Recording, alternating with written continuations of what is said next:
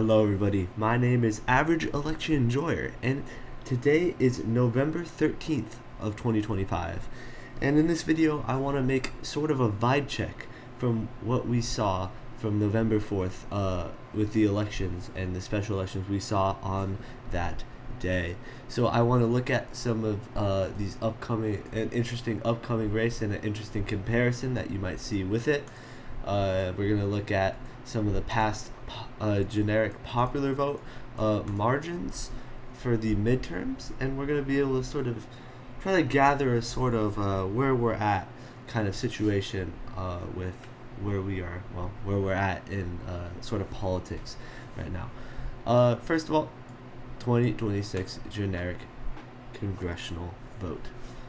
As you see here, using real clear polling, you can see Democrats here hold a decent edge over the Republicans here, a 4.5 margin, with recent polls having it, so News Nation having it as a tie, which is seemingly a statistical anomaly here, with 9, 5, 3, 8, 2, 2, so 2, 2 and tie here being showing Republicans in this sort of time frame doing a little bit better than in some of these later polls as well, 4, 5, and then 7 from CNN, Emerson, and The Economist slash YouGov.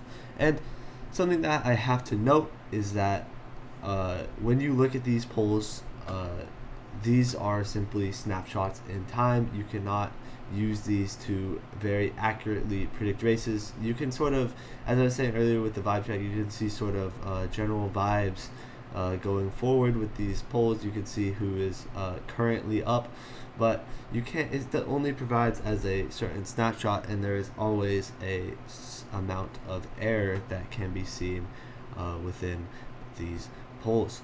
So as you can see here, this sort of shows the general trend of where the 2026 congressional vote has been, with Republicans starting out with an edge on January 27th. Republicans like to talk about Trump being given a mandate, Democrats saying that it wasn't nearly enough of a win to be considered a mandate. I'm not here to argue on the semantics of that, but as you can see here, Republicans, Trump won the popular vote in 2016. Trump won the popular vote in 2024. He lost in 2016. He lost it in 2020, but he did in fact win the popular vote in 2024. And if you're gonna, and you can make the argument that that is a sort of mandate. Now, if that's a sort of mandate to, you can argue on how much of a mandate that is and how much that mandate really should allow him to do. Again, I'm not here to argue about that. But you can sort of see it that he had somewhat of a mandate in the beginning of his presidency. However, by February 17th, so January 27th, Republicans enjoyed a 1.5% popular vote margin here. They were the more popular party than the Democrats. That collapsed in a short order. It only took less than 3 weeks for Democrats to be even, and by March, Democrats were ahead. This is similar to what you saw in 2016. Trump started out. Now, he never exactly had the popular support. He never exactly had the majority. He did, in fact, lose the popular vote to Hillary Clinton. But, so that's what made this a little different here, is a lot of people in politics were wondering how long this was going to hold. A lot of people, myself included, expected it to sort of fall away, not as quickly as it did, but it would slowly chip away. That's just what you see with polarization these days. You don't see popular presidents anymore.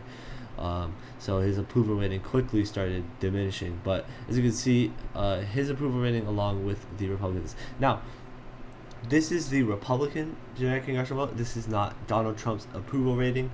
But as even seen in New York and in these more recent special elections, Trump is not just the face of the Republican Party. He's not the face of the Republican Party in the way that Barack Obama is for the Democrats, or Kamala Harris was, or Joe Biden was, or like these very prevalent Democrats. Donald Trump is, without any doubt, not just the leader, but he is sort of the Republican Party. When he's on the ballot, all bets are off. All Republicans are turning out. When he's not on the ballot, you see sharp decreases in turnout. People aren't coming out to vote for anybody but Trump. People aren't.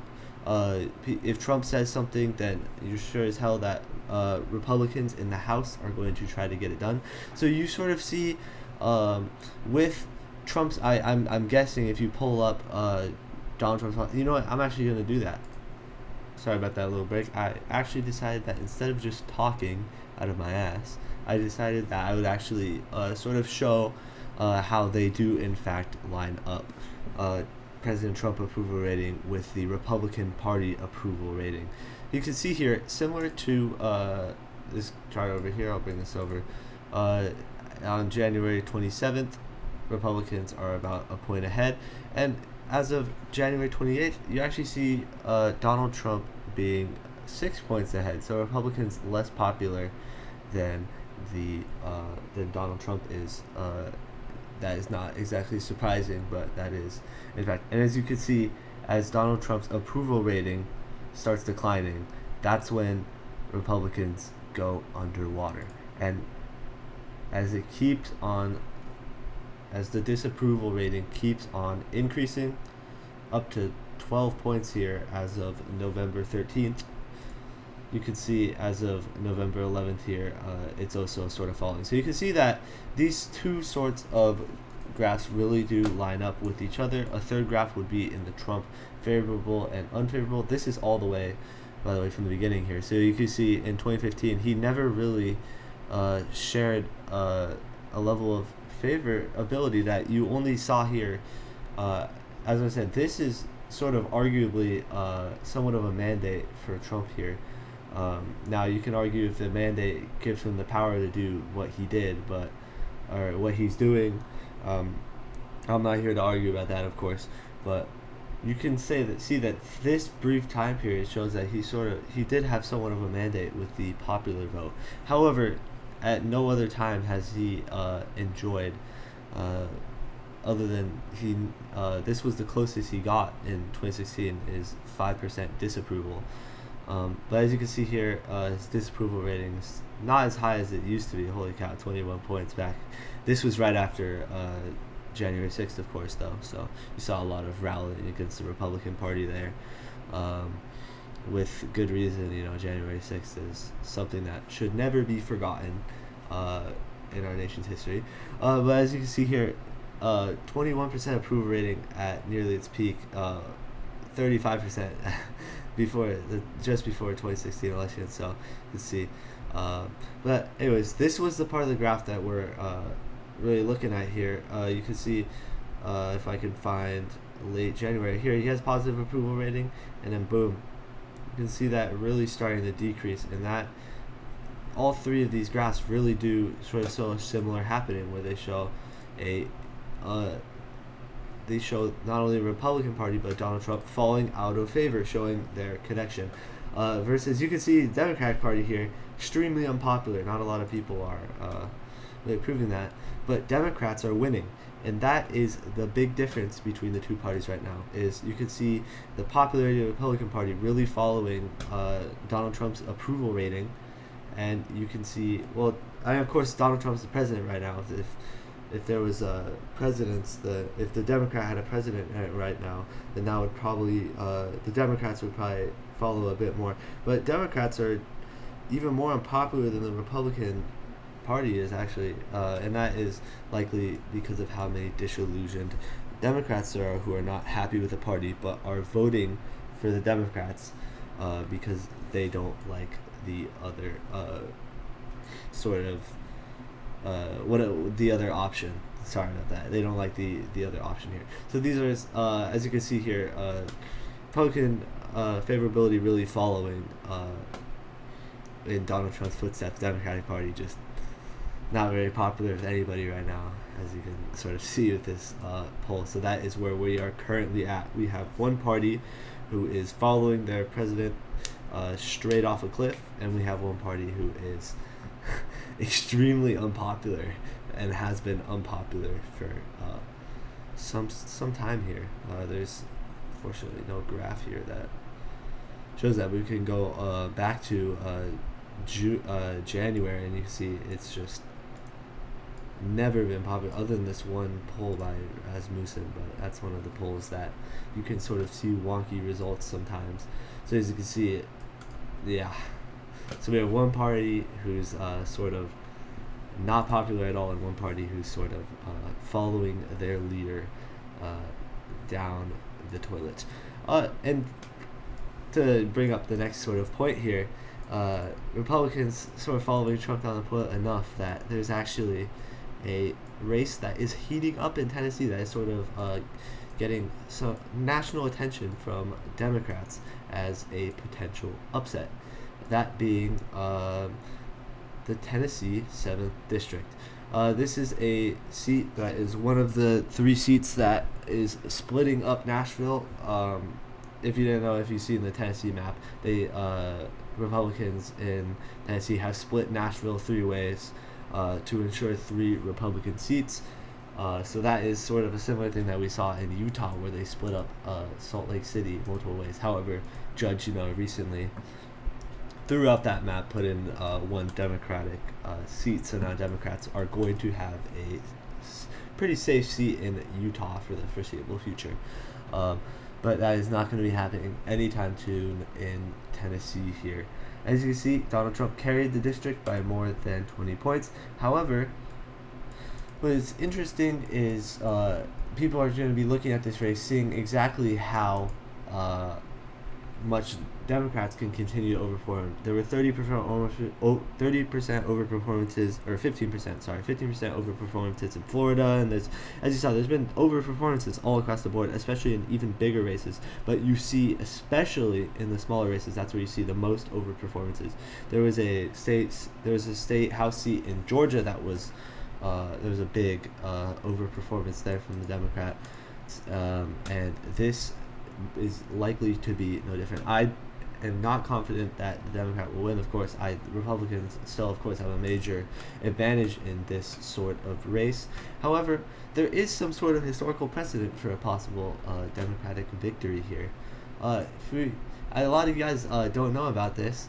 In 2017, for a short period of time, for about, I think it was about a year, Alabama had a Democratic senator. This being because of an Alabama senator being, says here, appointed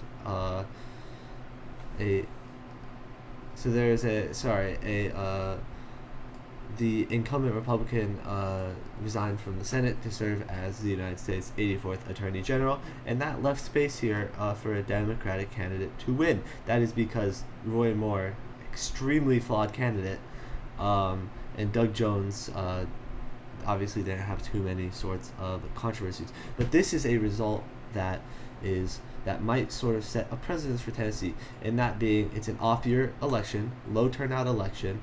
I don't think there's been any sort of controversies with the Republican candidate, but there is sort of a movement for the Democrats, which might, instead of Republicans getting dragged down with controversies, Democrats getting boosted with sort of national attention and trying to bring out the vote in this county. And this shows that these sorts of upsets by razor-thin margins can in fact happen. Like, you will never see this sort of result again for a very long time, except unless a miracle sort of happens in this sort of election here. But that's just a race that I talked about it a long time ago, back when I was covering a lot of special elections. I said this race might be a little closer than others, but still Democrats have no reason to think they're going to win this race. Democrats still really don't have that much of a reason to think they're going to win this race. However, Democrats can pull off a miracle here. Of course, after then, if she somehow wins this election, she'll immediately be sent packing in the next election. Democrats have no sort of delusions that they're going to be able to hold a seat like this. But just like in 2017, it's interesting to see if Democrats can really win a deep red seat like this and just hold it for a short amount of time, because that will be huge in all sorts of House votes that are being decided by 1 or 2 or 3 votes. a red Tennessee or another blue Tennessee seat might sort of shift the balance in Congress significantly, and that is something to look out for. And I will be covering that as the election will be later in December, and that will be an interesting election to sort of view. And finally, we can look here at some of the last sort of midterm elections here. We have 2021. You can't see a popular vote, but as you can see, Republicans actually did win the popular vote in 2022. However, they did in fact lose a seat in the Senate and did not perform as well as they hoped in the House. 2022 was expected to be a red wave, but instead it ended up being a red mirage. And as we go back to 2018 and 2017, which was when the Alabama seat, as you can see here, was actually flipped, and Republicans in fact managed to keep all their seats here, and Democrats. So you can see a couple of Democratic gains here. In 2017, they win Virginia and New Jersey, which is sort of similar to what happened 2018. This year, 2018, big blue wave. I'm not gonna say that 2016 is gonna be a huge blue wave. We'll have to see about that, as just politics is very different than it used to be. You see a lot of flipping, and you see a lot of more close elections. You don't really see waves like you used to. However, politics is ever changing. It's a revolving door. You might see waves again in the future. And then this is the future sort of map. We'll see how this sort of ends up.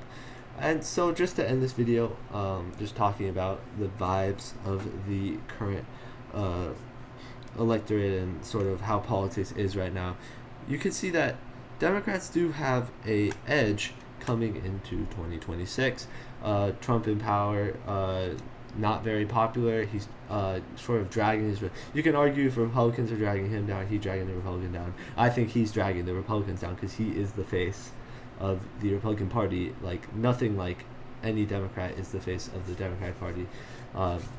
When Trump does well, Republicans do well. When Trump does not do well, Republicans crash and burn. So that is sort of what we are seeing and we will things will be changing. There was today a petition got signed because the Arizona representative who finally got sworn in signed the Epstein petition. So that it'll be interesting to see how that sort of affects Trump's approval rating. There were some leaks of emails that had some Democrats argue incriminating evidence, Republicans argue hoax. Whoever you are sort of siding with there. We'll see what the public has to say about that. And as of obviously they're not seeing it. They're not appreciating it that much here, as Republicans are continuing to get less and less popular here on the 2026 congressional vote. So it's likely that the Epstein sort of what happening there is just going to continue to drive down Republican support, and that is what I sort of foresee. And to see a blue wave in 2026, it'll just be seeing how unpopular Trump and the Republicans might get. And right now, it is just looking like a downward trend for Republicans. However, Democrats are very good at snatching defeat from the jaws of victory, as many know. So we'll it's yet to be seen how that is sort of going to be affecting this, and we'll see if Democrats manage to, because Democrats are in a increasingly strong position here. It's not just Republicans dropping support, it's Democrats gaining support back as well. That was seen in some of the races on November 5th. You saw persuasion precincts voting more for Democratic candidates than they did for Kamala Harris, which is something you rarely see in special elections. So you can see voters are in fact switching their votes from Republican to Democrat, and that just ties into this Tennessee district here. It has a part of Nashville. If Nashville turns out big, that would be the Democrats' only chance.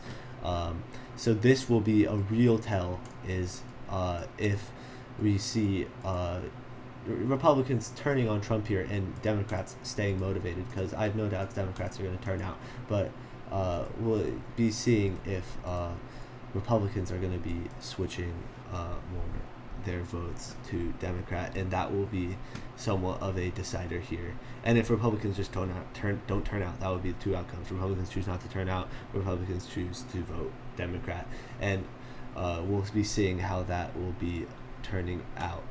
So thank you guys for watching this video. Sorry, it was less structured than other videos. I just wanted to make a sort of video where I was just able to get some of my thoughts out on what is currently happening, what's the current situation, the current vibes of politics right now. And I'd like to thank you guys for watching this video, and I hope you have a fantastic rest of your day.